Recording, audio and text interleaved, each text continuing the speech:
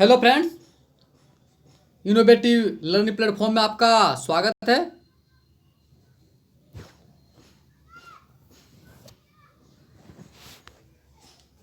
Hello friends, innovative learning platform में आपका स्वागत है। दोस्त, जैसा कि आप जानते हैं प्रतिदिन हम जीके एवं जीएस का सेशन लेकर आ रहे हैं। तो दोस्त, आज जीके का सेशन है और जितने भी प्रश्न हैं इसमें काफ़ी इम्पोर्टेंट हैं। और दोस्त, जितने भी आपके फ्रेंड हैं कृपया उन्हें शेयर कर दें ताकि अधिक से अधिक लोग हमारे साथ जुट पाएँ और इस सेशन का एंजॉय ले सकें। ठीक है दोस्त, तो चलते हैं। आज का पहला प्रश्न, जेनेवा समझौता कब हुआ था? तो दोस्त, जो जेनेवा समझौता हुआ था ये हुआ था 1954 में। कब दोस्त? 1954 में जेनेवा समझौता हुआ था। तो बात की जाए दोस्त, जो जेनेवा समझौता का मुख्य उद्देश्य क्या था होने का?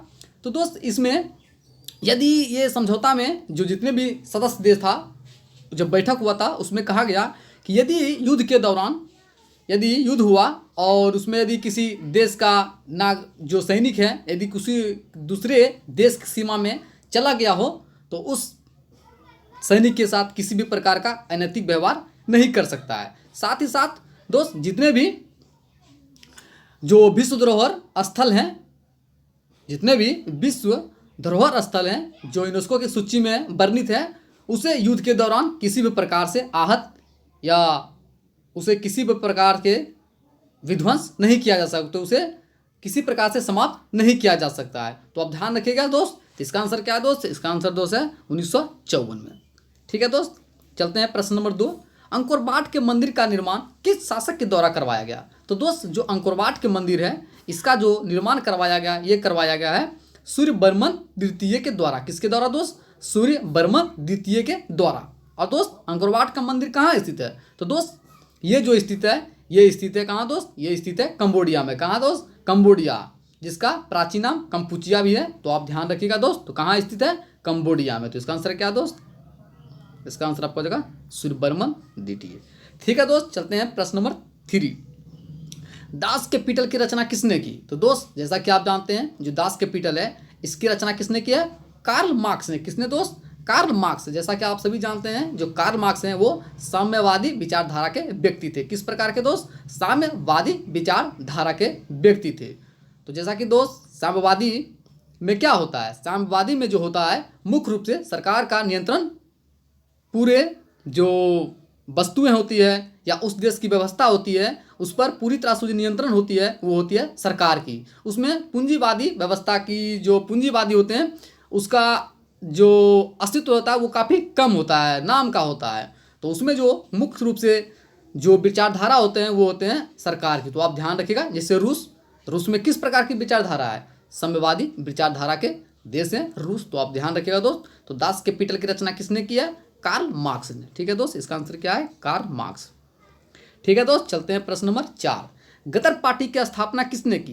तो दोस्त, जो गदर पार्टी है इसकी जो स्थापना की थी किसने की थी? लाला हरदयाल ने। किसने की दोस्त? लाला हरदयाल ने 1913 में गदर पार्टी की स्थापना किसने और कब की दोस्त? तो लाला हरदयाल ने की थी 1913 में। और कहाँ की थी दोस्त? तो ये जो किए थे कहाँ पर? सैन फ्रांसिस्को में। कहाँ दोस्त? सैन फ्रांसिस्को कहाँ पड़ता है? अमेरिका की एक जगह है, स्थल है, वहीं पर किया गया। तो आप ध्यान रखिएगा, गदर पार्टी का स्थापना किसने की? लाला हरदयाल 1913 में। और कहाँ किया गया? सैन फ्रांसिस्को में। ठीक है दोस्त, इसका आंसर क्या है? इसका आंसर आपका हो जाएगा लाला हरदयाल। ठीक है दोस्त, चलते हैं प्रश्न नंबर 5। लखनऊ समझौता किस वर्ष हुआ? तो दोस्त, जो लखनऊ समझौता हुआ ये हुआ था 1916 में। कब दोस्त? 1916 में लखनऊ समझौता हुआ था। जैसा कि आप जानते हैं 1907 में जो सूरत अधिवेशन हुआ था उस समय कांग्रेस 2 भागों में विभक्त हो गया था। क्या हुआ दोस्त? कांग्रेस जो था 2 भागों में विभक्त हो गया, मतलब 2 भाग में बट गए थे। तो वही समझौता था कि 1916 में जो लखनऊ समझौता था, जो लखनऊ अधिवेशन, वहाँ फिर जाके कांग्रेस आपस में मिल गए। जैसा कि आप सभी जानते हैं गरम दल एवं नरम दल 1907 में इनका विभाजन हुआ था कांग्रेस का। और फिर जाके 1916 में जो लखनऊ समझौता हुआ था उसमें दोनों मिल गए। तो इसका आंसर आप ध्यान रखिएगा दोस्त, इसका आंसर क्या है? 1916। ठीक है दोस्त, चलते हैं प्रश्न नंबर 7-6। अखिल भारतीय किसान सभा का गठन किस वर्ष हुआ? तो दोस्त जो अखिल भारतीय किसान सभा है इसका गठन जो हुआ था 1936 में। कब दोस्त? 1936 में अखिल भारतीय किसान सभा का गठन हुआ था। तो आप ध्यान रखिएगा। साथ ही दोस्त जो किसान आंदोलन के नेता थे वो कौन थे? सहजानंद। कौन थे दोस्त? सहजानंद, जैसा कि आप सभी जानते हैं। तो इसका आंसर क्या है दोस्त? 1936। ठीक है दोस्त, चलते हैं प्रश्न नंबर 7। रंपा विद्रोह कब हुआ? तो दोस्तों रंपा विद्रोह हुआ था, ये हुआ था 1916 में। कब हुआ दोस्त? 1916 में रंपा विद्रोह हुआ था। ये कहाँ हुआ था दोस्त? ये हुआ था केरल में। तो आप ध्यान रखिएगा। इसका आंसर क्या है दोस्त? 1916। ठीक है दोस्त, चलते हैं प्रश्न नंबर 8। 1700 ईस्वी में राजा राम की मृत्यु के बाद मराठों ने मुगल के विरुद्ध युद्ध किसके नेतृत्व में जारी रखा? तो दोस्त 1700 ईस्वी में राजा राम की जब मृत्यु हुई तो उसके बाद जो मराठा का जो नेतृत्व किया था वो किसने किया था? ताराबाई। ताराबाई ने दोस्त इसका नेतृत्व किया था। राजा राम की पत्नी थी ताराबाई, उन्होंने इसका नेतृत्व किया था। तो आप ध्यान रखिएगा। इसका आंसर क्या है दोस्त? ताराबाई। ठीक है दोस्त, चलते हैं प्रश्न नंबर 9। सरंजामी प्रथा, माफ कीजिएगा दोस्त, यहाँ सरंजामी होना चाहिए, सरंजामी प्रथा। सरंजामी प्रथा दोस्त किससे संबंधित था? तो दोस्त ये जो संबंधित था मराठा भू राजस्व प्रथा से। किसे दोस्त? जो मराठा जो भू राजस्व प्रथा था उससे संबंधित था सरंजामी प्रथा। तो आप ध्यान रखिएगा दोस्त। इसका आंसर क्या है? इसका आंसर आपका मराठा भू राजस्व। इसका आंसर क्या है दोस्त? मराठा भू राजस्व। ठीक है दोस्त, चलते हैं प्रश्न नंबर 10। कौन सा इतिहासकार पानीपत के तृतीय युद्ध के परिदर्शी थे, प्रत्यक्षदर्शी थे? तो दोस्त जो काशीराज जो पंडित थे वो तृतीय जो पानीपत का युद्ध हुआ था उसके प्रत्यक्षदर्शी थे, मतलब उन्होंने या इस युद्ध को देखा। तो आप ध्यान रखिएगा। बात की जाए दोस्त पानीपत का तृतीय युद्ध कब हुआ था? तो दोस्त ये हुआ था 1761 में, जैसा कि आप सभी जानते हैं। किसके बीच हुआ था दोस्त? मराठा एवं अफजल शाह अब्दाली के बीच। किसके बीच हुआ दोस्त? मराठा एवं अफजल शाह अब्दाली जो थे उनके बीच हुआ था। अफजल शाह अब्दाली कौन थे दोस्त? ये जो थे नादिर शाह के सेनापति थे, तो उन्हीं के साथ ये युद्ध हुआ था। कब हुआ दोस्त? 1761 में। बात की जाए पानीपत का प्रथम युद्ध, तो सभी जानते हैं कि पानीपत का जो प्रथम युद्ध हुआ था वो हुआ था 1526 ईस्वी में। किसके बीच दोस्त? ये हुआ था इब्राहिम लोदी और बाबर के बीच। किसके बीच दोस्त? बाबर और इब्राहिम लोदी के बीच 1526 ईस्वी में पानीपत का प्रथम युद्ध हुआ था। बात की जाए द्वितीय युद्ध, तो द्वितीय जो युद्ध हुआ था वो हुआ था 1556 में। किसके बीच दोस्त? ये हुआ था अकबर और हेमू के बीच। किसके बीच दोस्त? अकबर एवं हेमू के बीच जो पानीपत का तृतीय जो युद्ध था वो हुआ था। तो आप ध्यान रखिएगा। इसका आंसर क्या है दोस्त? इसका आंसर है काशीराज पंडित। ठीक है दोस्त, देखते हैं प्रश्न नंबर 11। भारत सरकार ने देश के 14 बैंकों का राष्ट्रीयकरण किस वर्ष किया? तो दोस्त भारत सरकार ने देश के जो 14 बैंक था उसका राष्ट्रीयकरण जो प्रथम बार किया था वो किया था 1969 में। कब किया दोस्त? 1969 में सर्वप्रथम 14 बैंकों का राष्ट्रीयकरण किया गया। साथ ही दोस्त मैं बताना चाहता हूँ कि जो दूसरा बार जो राष्ट्रीयकरण हुआ था वो कब हुआ था? 1980 में। इस बार कितने बैंकों का राष्ट्रीयकरण किया गया? तो दोस्त इस बार जो किया गया है वो किया गया था 6 ठो। कितने दोस्त? 6। जो दूसरा बार जो राष्ट्रीयकरण हुआ उसमें किया गया 6। कब दोस्त? 1980 में। तो आप ध्यान रखिएगा। प्रथम बार कब हुआ था? 1969 में, जिसमें कुल कितने बैंकों का राष्ट्रीयकरण हुआ? 14 को। अब बात की जाए दूसरा बार कब हुआ था? 1980 में, उसमें कुल 6 बैंकों का राष्ट्रीयकरण हुआ था। और उसमें भारत के प्रधानमंत्री कौन थे दोस्त? तो उसमें जो भारत के प्रधानमंत्री थे हुए थे इंदिरा गांधी। कौन थे दोस्त? इंदिरा गांधी। तो आप ध्यान रखिएगा। इसका आंसर है दोस्त 1969। ठीक है दोस्त, चलते हैं प्रश्न नंबर 12। भारतीय रिजर्व बैंक का लेखा वर्ष कौन सा है? तो दोस्त जो भारतीय रिजर्व बैंक है उसका जो लेखा वर्ष है वो है जुलाई जून। कौन सा दोस्त? जुलाई जून। आरबीआई जो होता है उसका लेखा वर्ष जो होता है कब होता है दोस्त? जुलाई जून।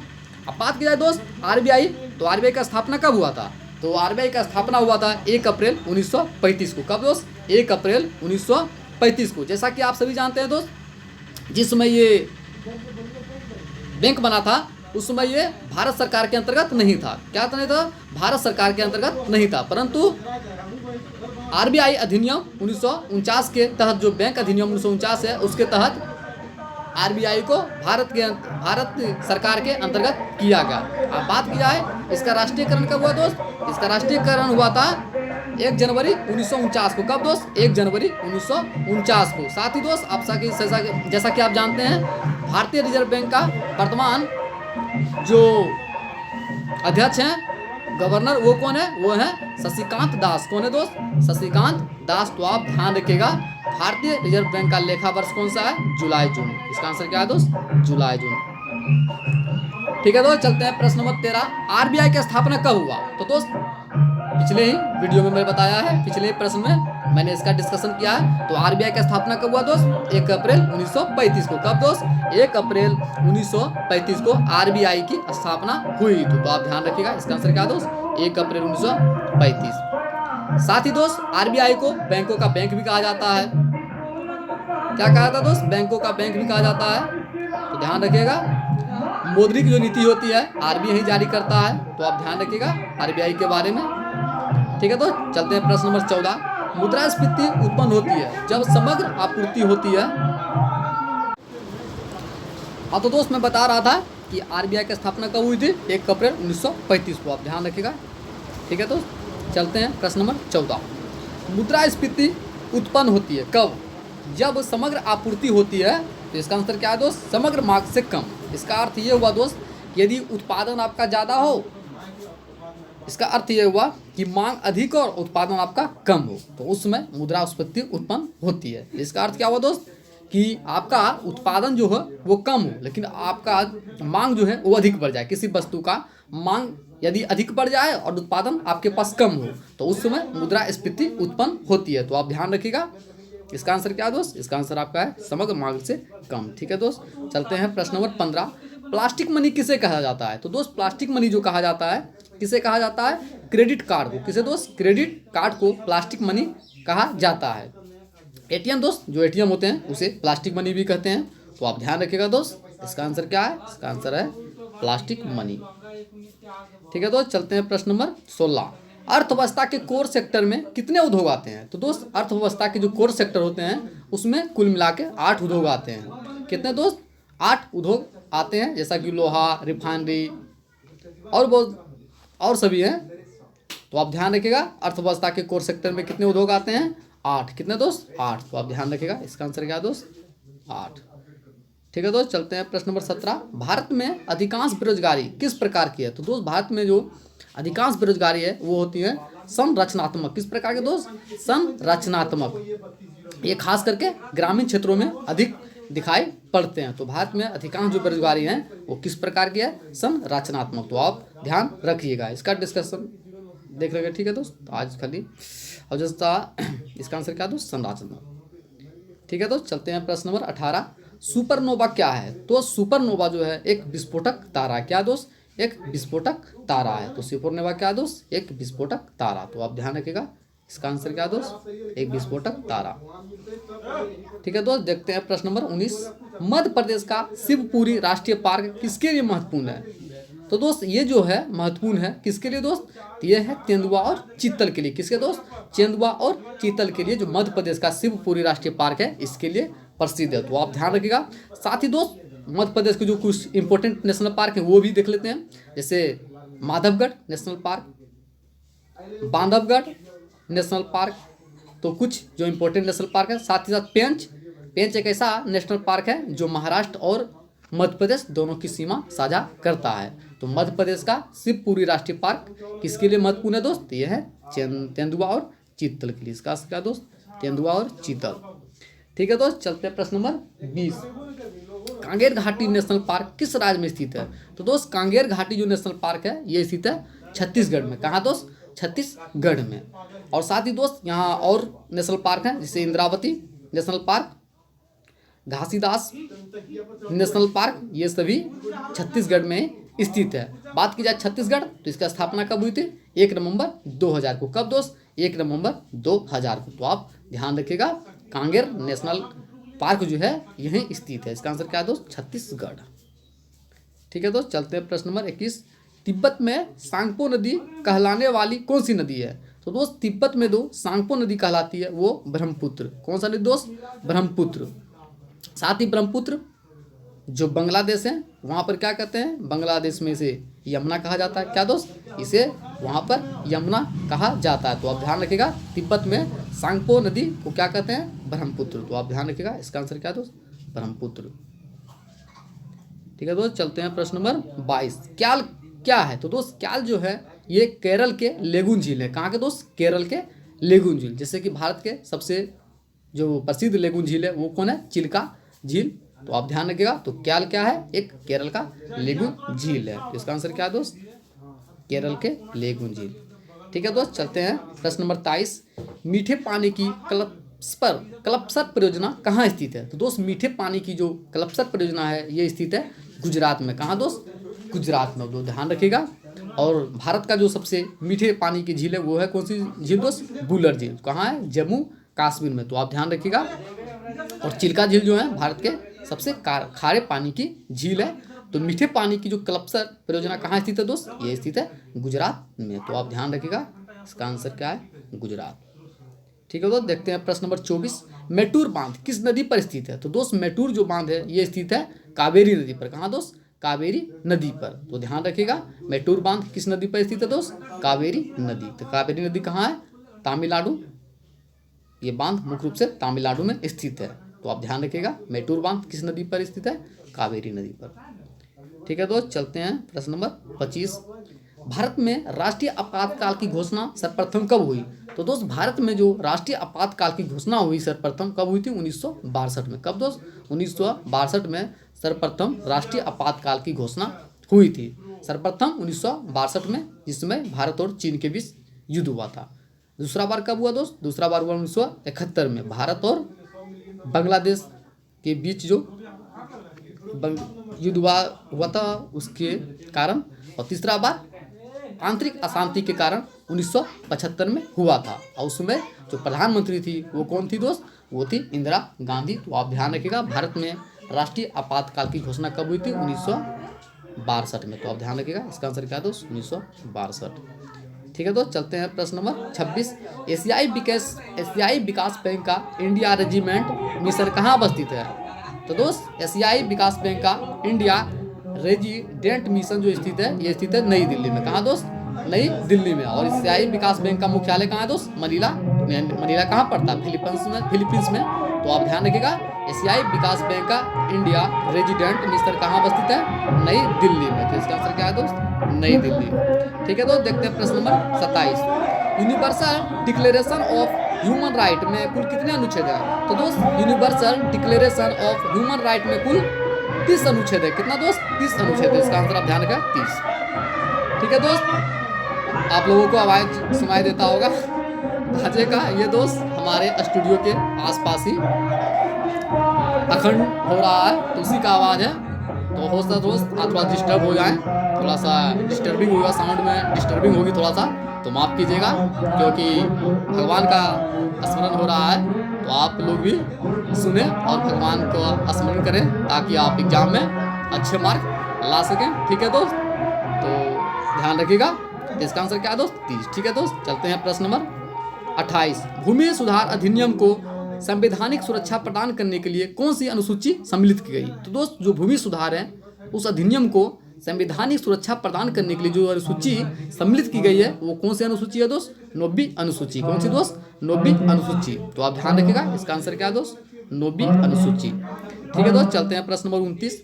विवाह विच्छेद और गोद लेने का जो प्रथा किस सूची के अंतर्गत आता है? तो दोस्त विवाह या विवाह विच्छेद और गोद लेने की जो प्रथा है ये किस सूची के अंतर्गत आता है दोस्त, ये आता है समवर्ती सूची। समवर्ती सूची एक ऐसी सूची है जिस पर राज्य सरकार और केंद्र सरकार दोनों अपना कानून बना सकते हैं। तो इसका आंसर क्या है दोस्त, समवर्ती सूची।